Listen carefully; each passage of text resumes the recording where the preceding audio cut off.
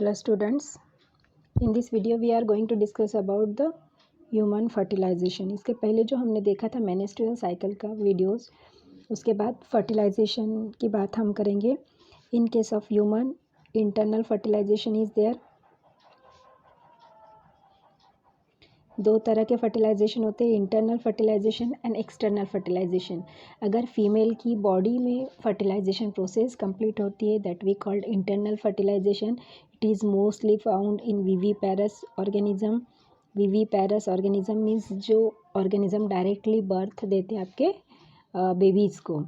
And external fertilisation में एक deposit किया जाता है और एक के द्वारा बाहर फर्टिलाइजेशन की प्रोसेस होती है, तो वो कहलाएगा आपका एक्सटर्नल। इसका जो सेकंड टाइप है इंटरनल का, एक्सटर्नल फर्टिलाइजेशन फ्रॉग्स में होता है, मोस्ट ऑफ द रेप्टाइल्स में होता है, फिशेस में भी होता है, and most of these are the oviparous organism. इसके अनुसार हमने उसको ओविपेरस और विविपेरस में डिवाइड किया था। In case of human internal fertilisation हो रहा है। फर्टिलाइजेशन कहाँ हो रहा है? वूम्ब इन फीमेल के बॉडी के अंदर। And actually site of fertilisation की अगर हम बात करेंगे, मोस्ट ऑफ द टाइम ये क्वेश्चन पूछा जाता है, site of fertilisation, which is the site of fertilisation? Then the site of fertilisation is fallopian tube. Fallopian tube तो इतनी लॉन्ग है, उस फैलोपियन ट्यूब में एग्जैक्ट कहाँ, तो वहाँ पे एक एम्पुला रीजन रहता है। उस एम्पुला रीजन में आपका 2 दिन के लिए एग रुकता है। 14वें डेज पे वो रिलीज़ हो रहा है। 15 और 16 डेज आपका वहाँ पे रुक रहा है। इस 2 दिन के दौरान अगर आपकी इंसेमिनेशन प्रोसेस हो जाती है तो फर्टिलाइजेशन वहाँ पे एम्पुला साइट में होने की पॉसिबिलिटी हो। अब यहाँ पे मैंने 14 डेज़ में आपका एग रिलीज़ हो रहा है या एग आपका एम्पुला रीजन में आ रहा है रिलीज़ होके, 14 डेज़ में आ रहा है, 15, 16 2 दिन वहाँ पे रुक रहा है। बट ये एग्जैक्ट 14वें डेज़ में ही आपका फर्टिलाइजेशन प्रोसेस पॉसिबल हो पाएगी ये ज़रूरी नहीं है। यहाँ पे +- 2 डेज़ हो सकते हैं, मे बी 11 या 12, 13 हो जाएगा, 14, 15, 16 आगे 1-2 दिन पीछे आपका चलता रहता है, क्योंकि आपकी मेंस्ट्रुअल साइकिल रहती है 28 डेज़ को फॉलो करती है। बट एक्चुअली वो एग्जैक्टली कभी भी 28 डेज़ नहीं रहती, वो डिपेंड करती है फीमेल की फिजियोलॉजी के ऊपर।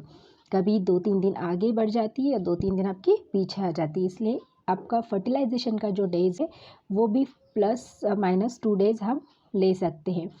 इस दौरान अगर इंटरकोर्स किया जाता है तो फर्टिलाइजेशन के चांसेस ज़्यादा होते हैं। यहाँ पे हमने फीमेल रिप्रोडक्टिव सिस्टम ड्रॉ करी है। Now we see the fertilisation. Intercourse के दौरान हमने देखा है कि so many near about crores of the sperms are released in female body and they are passes through cervix. जब crores of the sperm are released in the female vaginal tract, cervix में से pass out होंगे and ये जो release होने की process कहलाएगी that we called insemination. Semen के अंदर आपके मोस्ट ऑफ द ये रहते हैं। And female gamete male gamete जिसे हमने यहाँ पे स्पर्म कहा था, इट इज़ मोटाइल, बट ये मोटाइल आपके फीमेल ट्रैक्ट में आने के बाद होता है। टेस्टिस में अगर हम बात करेंगे तो टेस्टिस में एक्चुअली उसके पास टेल है बट वो मोटाइल कंडीशन में नहीं होता। After insemination they become motiles. और वजाइना का पीएच हाई रहता है, मैं ऑलरेडी बता चुकी है, हमारा एसिडिक इन नेचर रहता है वजाइना। तो मोस्ट ऑफ द जो स्पर्म्स है वो यहीं पे किल किए जाते हैं, वो सर्वाइव नहीं कर पाते इस पीएच के साथ। जब वो मूव करते हैं इस ट्रैक्ट में से आगे तो कुछ यूटेरस ट्रैक्ट में आने के बाद केमिकल्स के द्वारा किल किए जाते हैं and only hundreds and thousands of the sperm reaches up to the ampulla region. यहाँ पे ये हमारा एग न्यूक्लियस, यहाँ से एग रिलीज हो गया और एम्पुला रीजन में हमारा एग आ गया, that is the ampulla part. Sperm आके यहाँ पे बहुत सारे स्पर्म जाके बाइंड हो जाएंगे। ये कंडीशन आपके एम्पुला रीजन में आएगी जब जहाँ तक यहाँ पे 2 दिन आपका 15 16 डेज पे आपका एग स्टे कर रहा है।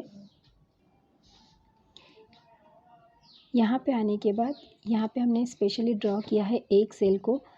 सपोज़ ये आपका स्पर्म यहाँ पे इंजेक्ट हो गया, तो फर्स्ट आउटर लेयर हमने ये जो कहा था that is the corona radiata.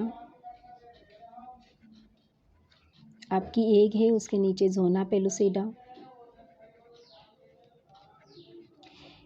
यहाँ पे एक स्ट्रक्चर है, जब एनिमल पल्पस एक्चुअली ओवुलेशन के दौरान जब आपका यहाँ पे एम्पुलर रीजन में एग आता है तो वो मियोसिस के सेकंड मियोसिस होती है यहाँ पे, और मियोसिस की वो मेटाफेज रहती है।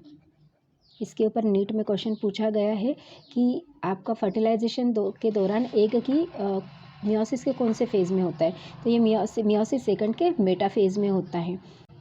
मेटाफेज के अंदर जब आपका स्पर्म इसके कांटेक्ट में आता है तो स्पर्म का जो सामने वाला पोर्शन है, जो हमने पहले कहा था एक्रोसोम रीजन, इसके पास कुछ पर्टिकुलर एंजाइम्स रहते हैं, दैट इज़ द स्पर्म।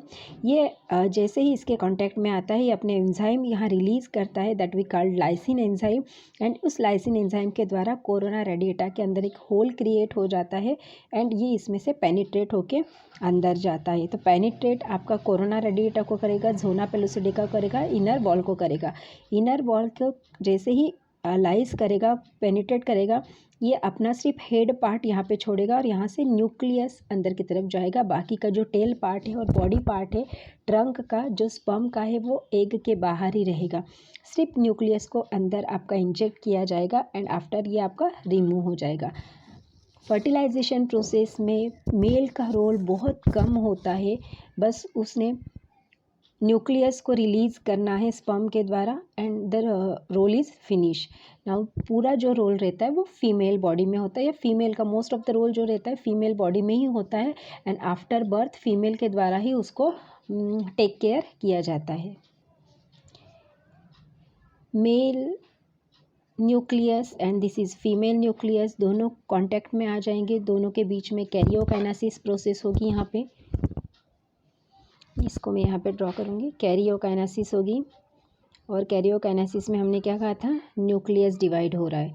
तो ये न्यूक्लियस डिवाइड हो गया मीन्स नंबर ऑफ क्रोमोजोम आपके डिवाइड हो गए, और क्रोमोजोम दोनों के मिक्स हो गए। एक्चुअली डिवाइड क्या है, वो आपका हैप्लॉइड सेट ऑफ क्रोमोजोम है। फीमेल के पास भी हैप्लॉइड सेट है, मेल के पास भी हैप्लॉइड सेट है।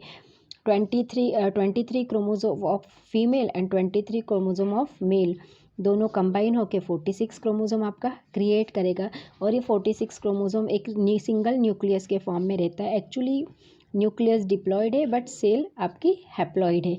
ये कंडीशन आती है दैट वी कॉल्ड जाइगोट। इस तरह से जाइगोट का प्रिपरेशन आपका हो रहा है यहाँ पे एम्पुलर रीजन में। जाइगोट बन गया एंड देन जाइगोट आपका मल्टीपल डिवीजन में जाएगा, that stage we call the cleavage stage. ये हम नेक्स्ट वीडियोज़ में देखेंगे। यहाँ पे fertilisation part of human complete होता है।